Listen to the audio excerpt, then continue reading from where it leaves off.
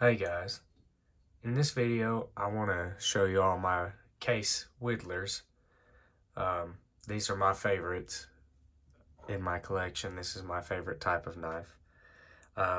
These are all different kinds of Whittlers, with the Seahorse Whittler, the Humpback, the Half, and then the regular Whittler over here. Um, this is my favorite group of knives. It might be because these have some of my favorite handles, but I also just love the style on these, especially the humpback one in the back. Um, these are a very unique family of knives.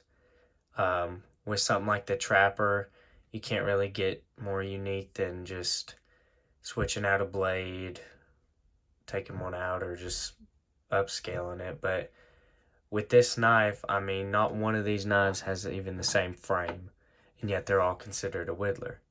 Now, I don't even have, this isn't even the full Whittler family. I still want to get a cigar Whittler.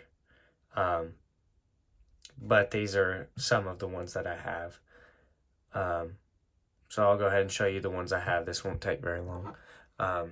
This is my Seahorse Whittler. This is in jade green bone. I think it's more of a blue, but that's what the box says. It's got a nice arrowhead shield. I quite like the arrowhead shield. I think it's a neat shield. It's one of my personal favorites. I think this is one of the most unique knives that Case offers. They don't produce a lot of these lately. If they do, they're only in one handle material, one or two per year. This is from the early 2000s. It's got this nice short Wharncliffe blade, and this is the only knife that this blade comes in.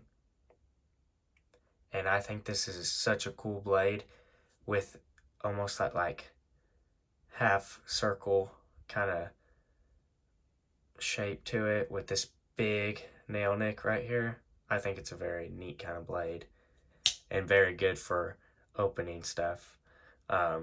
This coping blade is a neat blade to throw in instead of, because you can't really put another one of these Wharncliffes on there like you would put another clip blade on with the regular Whittler, so they put the coping blade on, which I thought was kind of neat. And then they kept a regular pin in the back. Now this knife is built really good. All the blades are evened up, and something cool about this is that it was only built on 2 springs. Both of the smaller knives are on one, and then both of the smaller blades are on one, and then the Wharncliffe has its own because it's a much stronger blade. But there's a Seahorse Whittler.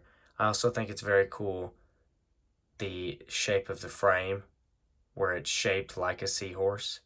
And I think that is one of the reasons that it's named. Also, if you pull that blade out where it's got such a curve, it's a very curvy knife, but it fits very well in your hand. It'd be very good for whittling as well. That's, again, why it was called a Whittler. I actually think that this is the only Whittler out of the Whittlers that I have that would actually be good for carving. The other one that would be good that I have is a swayback, but it's obviously not called a Whittler. I think where they got Whittler was just for 3-bladed knife, and that's basically what a Whittler is. It's just a 3-bladed knife with one strong, long blade on the right, and then the left will have 2 smaller blades. Here's the regular Whittler with a nice, thick, short clip blade, and then a small, sort of thinner clip blade, which is very neat. You don't see that a lot, so I like that. And then it's actually got a nice little pin here. Now this one is pretty unique, where it has the scrolled bolsters, which I really enjoy. This has the bow tie shield, which it isn't a bad shield, but I think it's just a little bit boring, personally. You see it a lot. Like over here. This again is the bow tie shield. This is in goldenrod bone. This is the humpback Whittler, and it's named that because of the hump it has in its frame. This knife has pinch bolsters, and I love the design of this knife. I think where it has a spear blade, a long spade, and a long pin blade, I think is such a cool design. And I know that's not something, super unique, but you just don't see a long pin or a very long spade blade on a knife. Now, you see a long spade blade on something like a trapper, but that's just because it's another main blade, whereas these are two long, usable secondary blades, and you just don't see that a lot compared to this Seahorse Whittler here. Look at the difference in length between the spade blade and the coping blade here. It's very significant, and the thickness as well. I also like how both of these, actually not both, all of these blades have a swedge in them. The spear has the nice swedge, kind of like a butterbean will have on the end of the spear there. However, on the side here, if it will focus, which it's not wanting to, has a swedge on the back side, there we go, of this spade blade. And on the front side here, which is actually the back of this blade, it has one on the pin blade as well, which I think is really neat. It also has indentions in the top here for where you can more easily grab it, which is nice because I think this knife also, this Seahorse Whittler, would have benefited if it had had that. And most knives would, I think. It also makes it have a stronger blade or a stronger spring where the knife blade is allowed to set further deep in, which I think is really neat. And then my last Whittler is this half Whittler. Now, I love this bone. This is salmon bone. I think it's really pretty. It don't show up very well on camera, which I've spoke of before, but I think it's beautiful. This has the upside down anvil shield. I have another anvil shield, which I think is really cool shield. That's another one of my favorites. But to have the upside down is very unique. You don't see it a lot. You do see it quite often in this salmon bone. I think they did that especially for this bone, but I think that's pretty cool.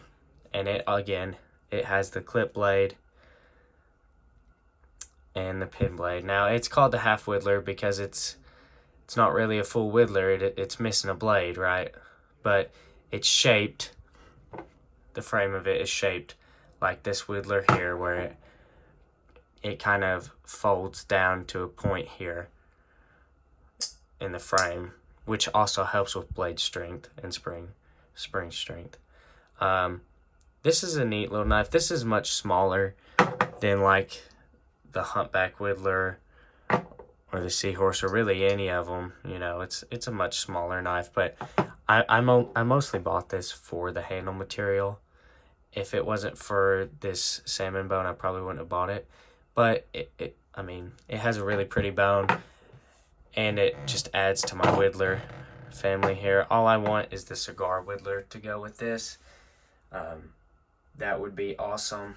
I would love to have one of them. They're really expensive to get one in good condition with a nice looking handle. You don't see them a lot. When you do, like I said, they're expensive. But there's my video about the Whittler family. Like, share, subscribe. Thank you all for watching, and I'll see you all later. See you.